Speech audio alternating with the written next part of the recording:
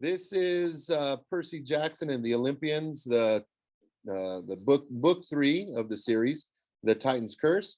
We are working on reading, chapter 13. We visit the Junkyard of the Gods. We rode in the boar until sunset, which was about as much as my back could take. Imagine riding a giant steel brush over a bed of gravel all day. That's about how comfortable boar riding was. I had no idea how many miles we covered, but the mountains faded into the distance and were replaced by miles of flat, dry land. The grass and shrub brush got sparser until we were galloping, do boars gallop, across the desert. As night fell, the boar came to a stop at a creek bed and snorted, started drinking the muddy water, then ripped a saguaro cactus out of the ground and chewed it, needles and all. This is as far as he'll go, Grover said. We need to get off while he's eating. Nobody needed convincing. We slipped off the boar's back while he was busy ripping up cacti. Then we waddled away as best we could with our saddle sores. After its third saguaro and another drink of muddy water, the boar squealed and belched and whirled around and galloped back toward the east. It likes the mountains. It likes the mountains better, I guess. I can't blame it, Thalia said. Look. Ahead of us was a 2-lane road, half covered with sand. On the other side of the road was a cluster of buildings too small to be a town.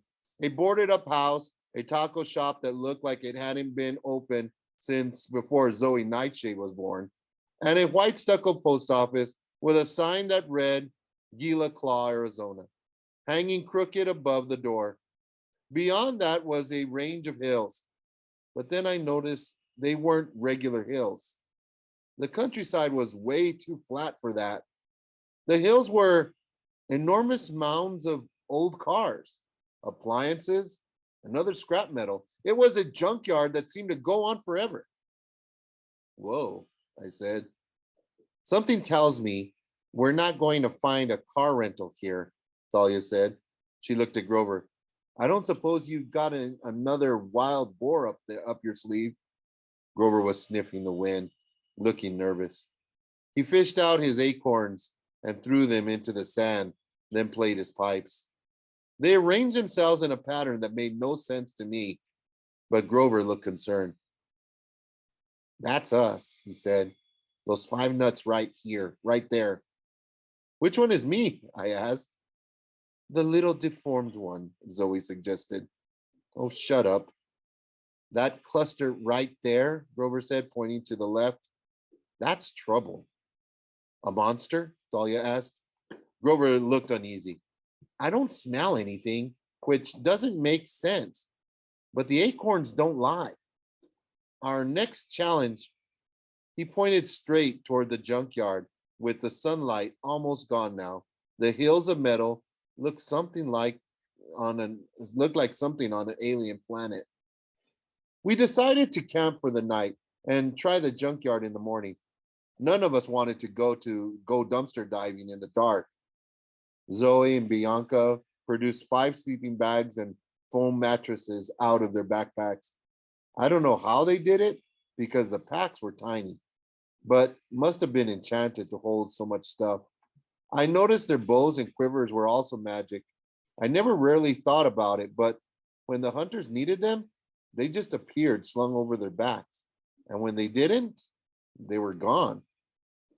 The night got chilly fast, so Grover and I collected old boards from the ruined house, and Thalia zapped them with an electric shock to start a campfire. Pretty soon we were about as comfy as you can get in a rundown ghost town in the middle of nowhere. The stars are out, Zoe said. She was right. There were millions of them, with no city lights to turn the sky orange. Amazing, Bianca said. I've never actually seen the Milky Way. This is nothing, Zoe said. In the old days, there were There were more. Whole constellations have disappeared because of human light pollution. You talk like you're not human, I said. Zoe raised an eyebrow. I am a hunter. I care what happens to the wild places of the world. Can the same be said for thee? For you, Dahlia corrected, not thee. But you use you for the beginning of a sentence. And for the end, Dahlia said, no thou, no thee, just you. Zoe threw up her hands in exasperation. I hate this language. It changes too often. Grover sighed. He was still looking up at the stars like he was thinking about the light pollution problem. If only Pan were here, he would set things right. Zoe nodded sadly. Maybe it was the coffee, Grover said. I was drinking coffee and the wind came. Maybe if I drank more coffee.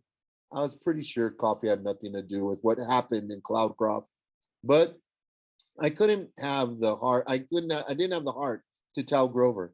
I thought about the rubber rat and the tiny birds that suddenly came alive when the wind blew. Grover, do you really think that was Pan? I mean, I know you want it to be. He sent us help, Grover insisted. I don't know how or why, but it was his presence. After this quest is done, I'm going back to New Mexico and drinking a lot of coffee. It's the best lead we've gotten in 2,000 years. I was so close. I didn't answer. I didn't want to squash Grover's hopes. What I want to know, Thalia said, looking at Bianca, is how you destroyed one of the zombies. There are a lot more out there of them out there. We need to figure out how to fight them. Bianca shook her head. I don't know. I just stabbed it and it went up in flames. Maybe there's something special about your knife, I said. It's the same as mine, Zoe said. Celestial bronze, yes, but mine did not affect the warriors that way. Maybe you have to hit the skeleton in a certain spot, I said. Bianca looked uncomfortable with everybody paying attention to her. Never mind, Zoe told her. We will find the answer. In the meantime, we should plan our next move. When we get through this junkyard, we must continue west. If we can find a road, we can hitchhike to the nearest city. I think that would be Las Vegas. I was about to protest that Grover and I had had bad experiences in that town, but Bianca beat us to it. No, she said, not there. She looked really freaked out. She she'd just been dropped off the steep end of a roller coaster. Zoe frowned. Why? Bianca took a shaky breath. I think we stayed there for a while, Nico and I, when we were traveling, and then I can't remember. Suddenly, I had a really bad thought. I remembered what Bianca had told me about Nico and her staying in a hotel for a while. I met Grover's eyes and got the feeling he was thinking the same thing. Bianca, I said, that hotel you stayed at, was it possibly called the Lotus Hotel and Casino? Her eyes widened. How could you know that? Oh, great, I said. Wait, Thalia said. Is that the Lotus Casino? A couple of years ago, I said, Grover, Annabeth, and I got trapped there. It's designed so you never want to leave. We stayed for about an hour. When we came out, 5 days had passed. It makes time speed up. No, Bianca said, that's not possible. You said somebody came and got you out, I remembered. Yes. What did he look like? What did he say? I I don't remember. Please, I really don't want to talk about this. Zoe sat forward, her eyebrows knitted with concern. You said that Washington, D.C. had changed when you went back last summer. You didn't remember the subway being there. Yes, but Bianca, Zoe said, can you tell me the name of the president of the United States right now? Don't be silly, Bianca said. She told us the correct name of the president. And who was the president before that? Zoe asked. Bianca thought for a while. Roosevelt, Zoe swallowed. Theodore or Franklin? Franklin, Bianca said. FDR. Like FDR Drive? I asked. Because seriously, that's about all I knew about FDR. Bianca, Zoe said, FDR was not the last president. That was about 70 years ago. That's impossible, Bianca said. I'm not that old. She stared at her hands as if to make sure they weren't wrinkled. Thalia's eyes turned sad. I guess she knew what it was like to get pulled out of time for a while. It's okay, Bianca. The important thing is you and Nico are safe. You made it out. But how? I said. We were only in there for an hour and we barely escaped. How could you have escaped after being there so long? I told you, Bianca looked about ready to cry. A man came and said it was time to leave. But who? Why did he do it? But before she could answer, we were hit with a blazing light from down the road. The headlights of a car appeared out of nowhere. I was half hoping it was Apollo, come to give us a ride again, but the engine was way too silent for the sun chariot. And besides, it was nighttime.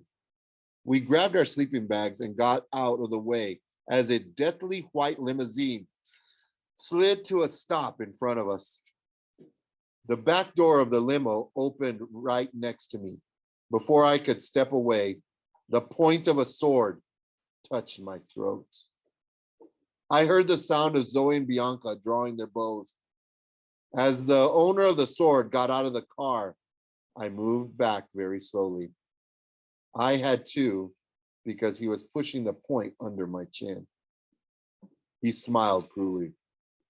Not so fast now, are you, punk? He was a big man with a crew cut, a black leather biker's jacket, black jeans, a white muscle shirt, and combat boots. Wraparound shades hid his eyes, but I knew what was behind those glasses. Hollow sockets filled with flames. Ares, I growled. The war god glanced at my friends. At ease, people. He snapped his fingers and their weapons fell to the ground. This is a friendly meeting. He dug the point of his blade a little further under my chin. Of course, I'd like to take your head for a trophy, but someone wants to see you. And I never behead my enemies in front of a lady. What lady? Thalia asked. Ares looked over at her. Well, I heard you were back. He lowered his sword and pushed me away. Thalia, daughter of Zeus, Ares mused. You're not hanging out with very good company. What's your business, Ares? She said. Who's in the car? Ares smiled, enjoying the attention. Oh, I doubt she wants to meet the rest of you, particularly not them. He jutted his chin towards Zoe and Bianca.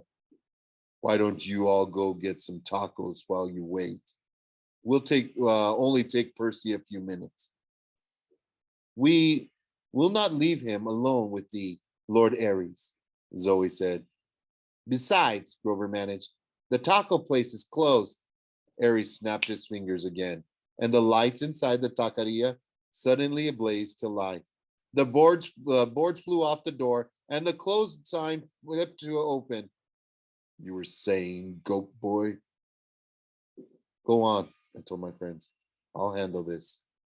I tried to sound more confident than I felt. I don't think Ares was fooled. You heard the boy, Ares said. He's big and strong. He's got things under control. My friends reluctantly headed over to the taco restaurant. Ares regarded me with loathing, then opened the limousine door like a chauffeur. Get inside, punk, and mind your manners. She's not as forgiving of rudeness as I am. When I saw her, my jaw dropped. I forgot my name. I forgot where I was. I forgot how to speak complete sentences.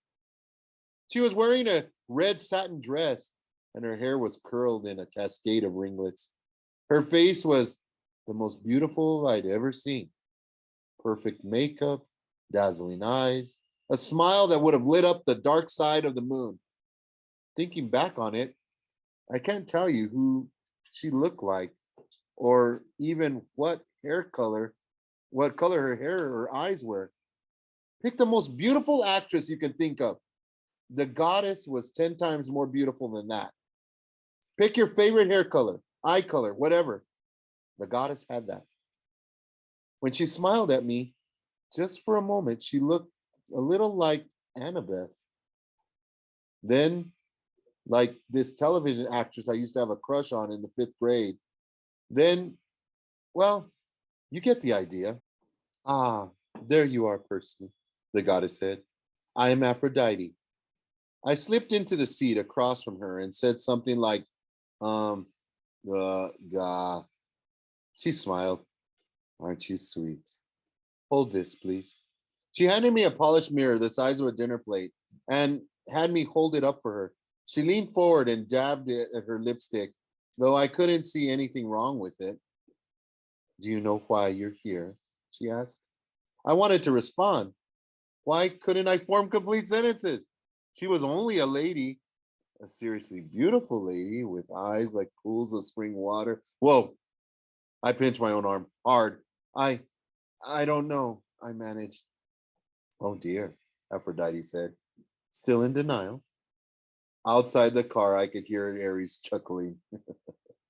I had the feeling he could hear every word we said.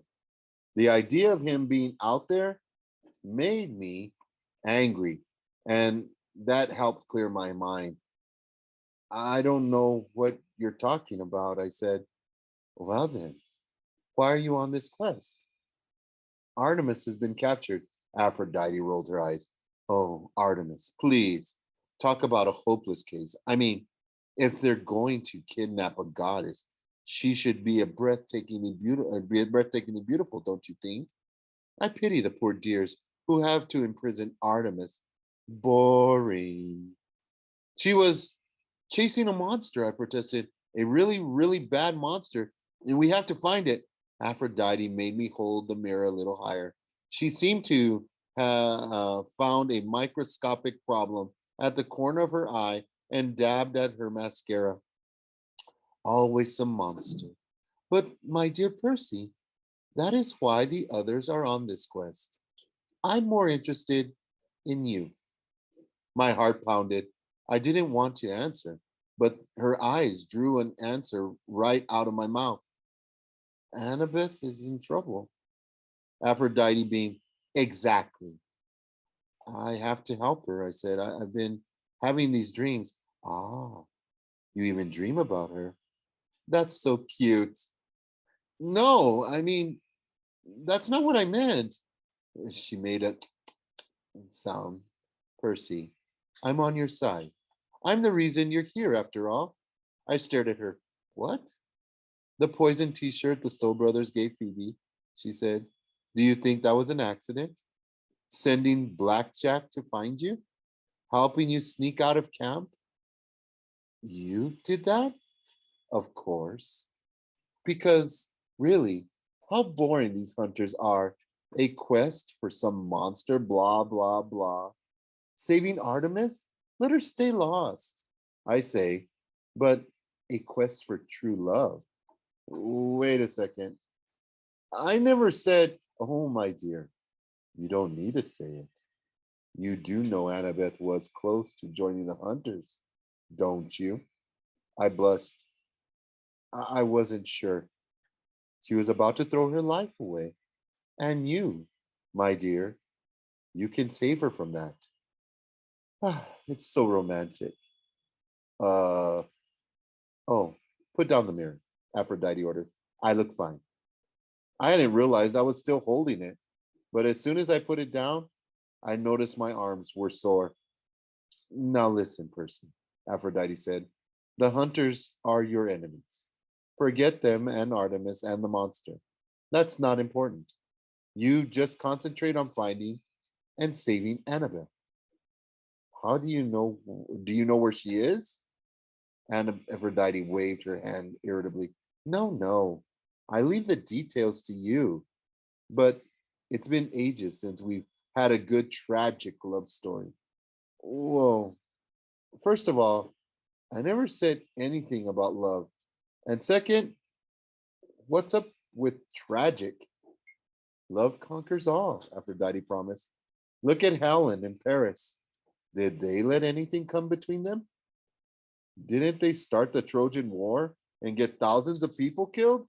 Psst, that's not the point. Follow your heart. But I don't know where it's going. My heart, I mean. She smiled sympathetically. She really was beautiful. And not just because she had a pretty face or anything. She believed in love so much it was impossible not to feel giddy when she talked about it. Not knowing is half the fun, Aphrodite said. Exquisitely painful, isn't it? Not being sure who you love and who loves you. Oh, the kids. Ah, it's so cute. I'm going to cry. No, no, I said, don't do that. And don't worry, she said. I'm not going to let this be easy and boring for you. No, I have some wonderful surprises in store. Anguish, indecision. Oh, you just wait. It's really okay, I told her. You don't have to go into any trouble. You're so cute. I wish all my daughters could break a heart of a boy as nice as you. Aphrodite's eyes were tearing up. Now, you'd better go. And do be careful in my husband's territory, Percy. Don't take anything. He is always awfully fussy about his trinkets and trash. What? I asked. You mean Hephaestus? But the car door opened and Ares grabbed my shoulder, pulling me out of the car and back into the desert night. My audience with the goddess of love was over. You're lucky, punk. Ares pushed me away from the limo. Be grateful. For what? That's we're being so nice. If it was up to me, so why haven't you killed me? I shot back. It was a stupid thing to say to the god of war, but being around him always made me feel angry and reckless. Ares nodded, like I'd finally said something intelligent. I'd love to kill you. Seriously, he said. I see. You see, I got a situation. Word on Olympus is that you might start the biggest war in history, and I can't risk messing that up. Besides, Aphrodite thinks you're some kind of soap opera star or something. I kill you, that makes me look bad with her. But don't worry, I haven't forgotten my promise. Someday soon, kid, real soon, you're going to raise that sword to fight, and you're going to remember the wrath of Ares. I balled my fist. Why wait? I beat you once. How's that ankle healing up? I grinned. He grinned crookedly. Not bad, punk. But you got nothing on the master of taunts. I'll start the fight when I'm good and ready. Until then, get lost. He snapped his fingers, and the world did a 360, spinning in a cloud of red dust, and I fell to the ground. When I stood up again, the limousine was gone. The road, the taco restaurant, the whole town of Gila Claw was gone. My friends and I were standing in the middle of the junkyard, mountains of scrap metal stretched out in every direction. What did she want with you? Bianca asked. Once I told them about Aphrodite. Uh, I'm not sure. I lied. She said to be careful in her husband's junkyard. She said not. She said not to pick anything up. Zoe narrowed her eyes. The goddess of love would not make a special trip to tell thee that. Be careful, Percy. Aphrodite has led many heroes astray. For once I agreed with Zoe. For once I agree with Zoe, Thalia said. You can't trust Aphrodite. Grover was looking at me funny, being empathetic and all. He could usually read my emotions, and I got the feeling he knew exactly what Aphrodite had talked to me about. So I said, anxious to change the subject, how do we get out of here? That way, Zoe said. That is west. How can you tell? In the light of the moon, I was surprised how well I could see her roll her eyes at me. Ursa Major is in the north, she said, which means that must be west. She pointed west when then at the northern constellation, which was hard to make out because there were so many other stars. Oh, yeah, I said, the bear thing. Zoe looked offended. Show some respect. It was a fine bear, a worthy opponent. You act like it was real. Guys, Grover broke in, look. We reached the crest of a junk mountain. Piles of metal objects glittered in the moonlight. Broken heads of bronze horses, metal legs from human statues, smashed chariots, tons of shields and swords and other weapons, along with modern stuff like cars that gleam gold and silver, refrigerators, washing machines, and computer monitors. Whoa, Bianca said. That stuff, some of it looks like real gold. It is, Thalia said grimly. Like Percy said, don't touch anything. This is the junkyard of the gods. Junk? Grover picked up a beautiful crown made of gold, silver, and jewels. It was broken on one side, as if it had been split by an axe. You call this junk? He bit off a point and began to chew. It's delicious. Dahlia swatted the crown out of his hands. I'm serious. Look, Bianca said. She raced down the hill, tripping over bronze coils and gold plates. She picked up a bow and that glowed silver in the moonlight. It's a hunter's bow. She yelped in surprise as the bow began to shrink and become a hair clip shaped like a crescent moon. It's just like Percy's sword. Zoe's face was grim. Leave it, Bianca. But it is here for a reason. Anything thrown away in this junkyard must stay in this yard. It is defective or cursed. Bianca reluctantly set the hair clip down. I don't like this place, Talia said. She gripped the staff of her spear. You think we're going to get attacked by killer refrigerators? I asked. She gave me a hard look. Zoe's right, Percy. Things get thrown away here for a reason. Now, come on. Let's get across the yard. That's the second time you've agreed with Zoe, I muttered, but Thalia ignored me. We started picking our way through the hills and valleys of junk. The stuff seemed to go on forever, and if it hadn't been for Ursa Major, we would have gotten lost. All the hills pretty much looked the same. I'd like to say we left the stuff alone, but there was too much cool junk not to check out some of it. I found an electric guitar shaped like Apollo's lyre that was so sweet, I had to pick it up. Grover found a broken tree made out of metal. It had been chopped to pieces, but some of the branches still had golden birds in them, and they whirred around when Grover picked them up, trying to flap their wings. Finally, we saw the edge of the junkyard about half a mile ahead of us, the lights of the highway stretching through the desert. But between us and the road, what is that? Bianca gasped. Ahead of us was a hill, much bigger and larger than the others.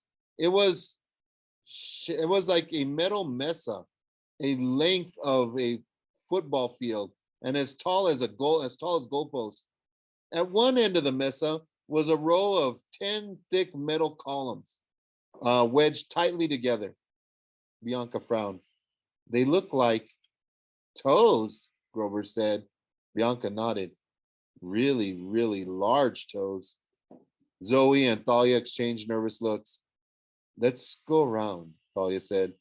Far around. But the road is right there, I protested. Quicker to climb over. Ping! Thalia hefted her spear and Zoe drew her bow. And then I realized it was only Grover. He had thrown a piece of scrap metal at the toes and hit one, making a deep echo, as if the column were hollow. Why did you do that? Zoe demanded. Grover cringed. I don't know. I don't like fake feet. Come on, Thalia looked at me. Around. I didn't argue. The toes were starting to freak me out too. I mean, who sculpts 10-foot tall metal toes and sticks them in a junkyard? After several minutes of walking, we finally stepped into the highway, an abandoned but well lit stretch of black asphalt. We made it out, Zoe said. Thank the gods. But apparently the gods didn't want to be thanked. At that moment, I heard a sound like 1,000 trash compactors crushing metal. I whirled around, and behind us, the scrap mountain was boiling, rising up, 10 toes tilted over, and I realized they were why they looked like toes. They were toes. The thing that rose up from the metal was a bronze giant in full Greek battle armor. He was impossibly tall, a skyscraper with legs and arms. He gleamed wickedly in the moonlight. He looked down at us, and his face was deformed. The left side was partially melted off. His joints creaked with rust, and across his armored chest, written in thick dust by some giant finger, were the words, "Wash me." Talos, Zoe gasped. Who, who's Talos? I stuttered. One of Hephaestus's creations, Thalia said.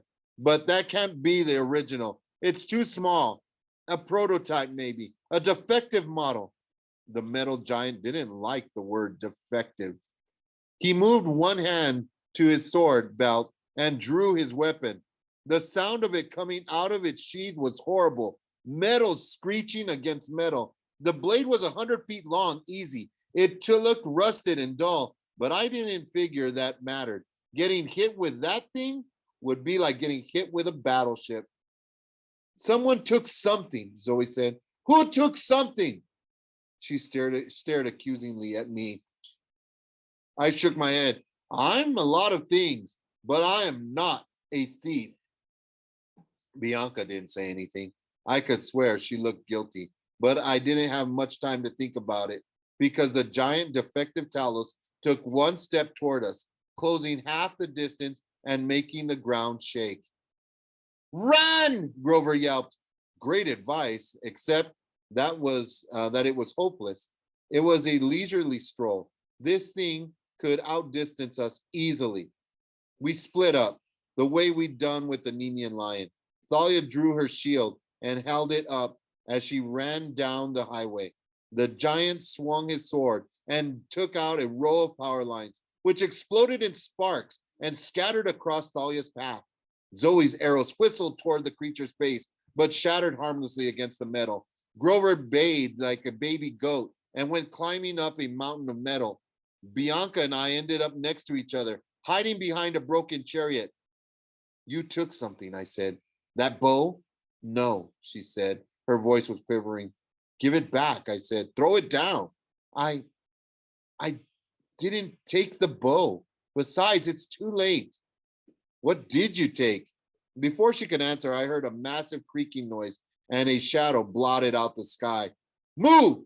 And I tore down the hill, Bianca right behind me. The giant's foot smashed a crater in the ground where we'd been hiding. Hey, Talos! Grover yelled, but the monster raised his sword, looking down at me and Bianca. Grover played a quick melody on his pipes. Over at the highway, the down power lines began to dance. I understood what Grover was going to do a split second before it happened. One of the poles with the power line still attached flew towards Talos' back leg and wrapped around his calf. The line sparked and sent a jolt of electricity up the giant's backside. Talos whirled around, creaking and sparking. Grover had bought us a few seconds. Come on, I told Bianca, but she stayed frozen. From her pocket, she brought out a small figurine, a statue of a god. It was for Nico. It was the only statue he didn't have. How can you think of myth magic at a time like this? I said. There were tears in her eyes. Throw it down, I said. Maybe the giant will leave us alone. She dropped it reluctantly, but nothing happened. The giant kept coming after Grover. It stabbed its sword into a junk hill, missing Grover by a few feet, but scrap metal made an avalanche over him, and I couldn't see him anymore.